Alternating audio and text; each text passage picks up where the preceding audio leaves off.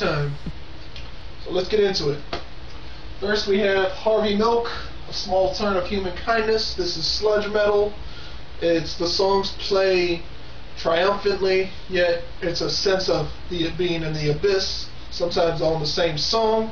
They have an epic closer on this. You're going to hear the word epic a lot in this entry, and just deal with it, I guess.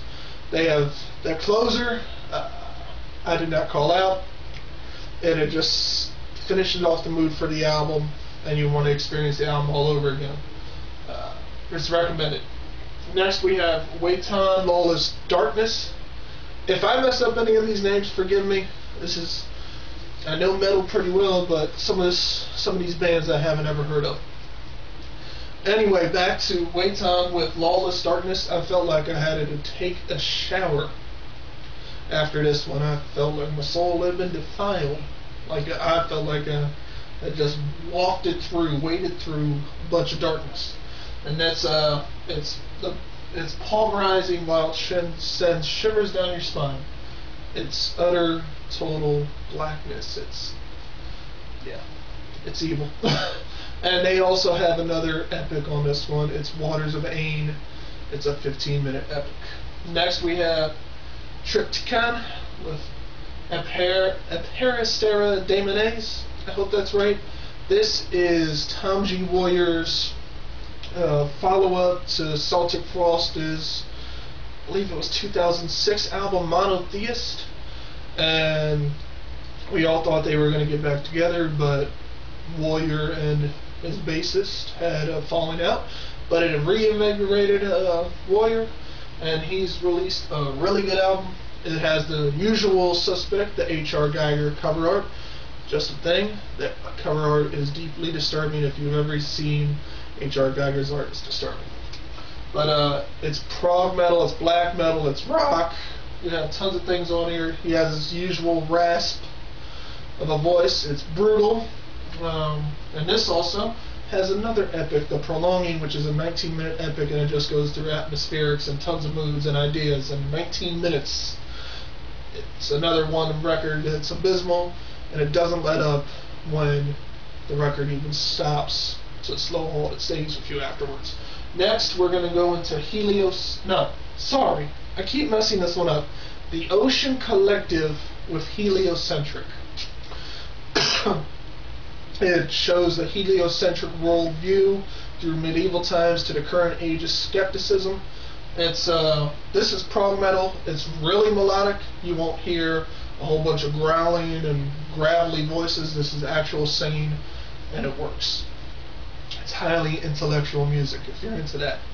Next we have High on Fire, Snakes for the Divine, and after you listen to this record you will want to go purchase a battle axe and jump on a mastodon across snowy plains or something like that. It has Dungeons and Dragons lyrics. It starts off with Snakes for the Divine. It's stoner doom metal, so it's very intense, it's very brutal. Matt Pike, I believe that's the lead singer, had a previous band called Sleep, and they had an unfinished album called Dope Smoker, an hour-long song cycle. Check that out as well. But this is really good. It doesn't let up. The intensity, the brutality, you want to destroy someone after listening to it. Next we have Agalloch with Marrow for the Spirit. This is another black prog metal release. Each song has its own suite because the songs aren't longer or shorter than 5 minutes. They're at least 7 minutes and upwards. And this also has another epic with it as well, Black Lake Needstone, which is a staggering 17 minutes, and as well as the other releases on here, goes through a ton of atmospherics and ideas within those 17 minutes.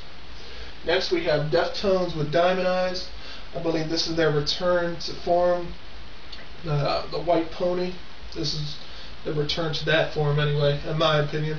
This is their record they released. They had to scrap a record previously with Chi Chang after he got in that serious car accident that left him comatose. So they re-recorded this album. This is really good. It's a catharsis. It's a catharsis feeling underneath this record, and it's real positive actually. Next we have Black Tusk with Taste the Sin. This is swamp metal. This grabs you by the throat, doesn't let you go until the last song lets up. It's unrelenting. It takes you on a wild ride. It's great. It's their debut. Check it out.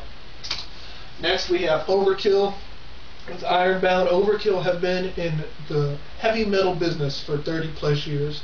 And to be in any kind of business, music industry, or anything in general for 30 plus years is pretty impressive.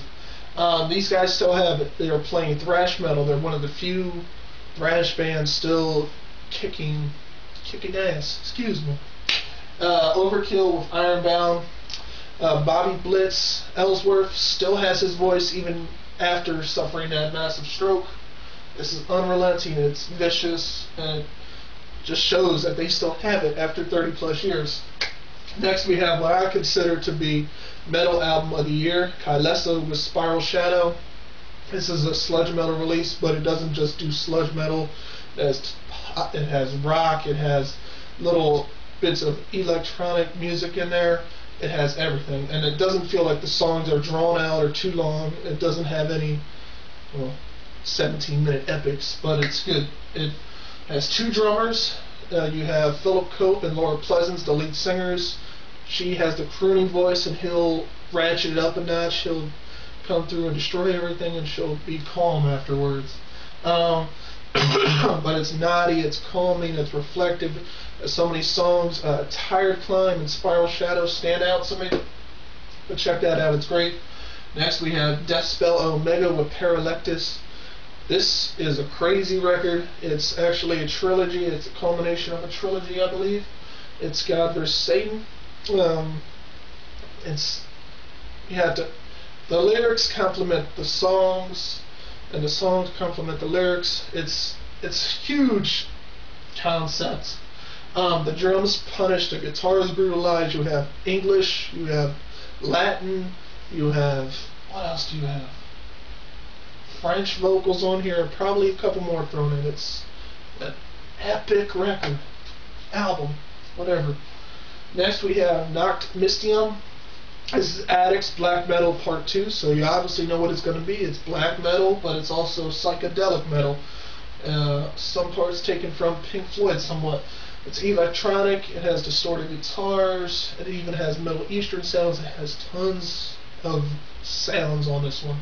It's great. This continues their part 1 of Black Metal Assassins, so that's good as well. Next we have Ludicra with the Tenanat. I hope I got that right.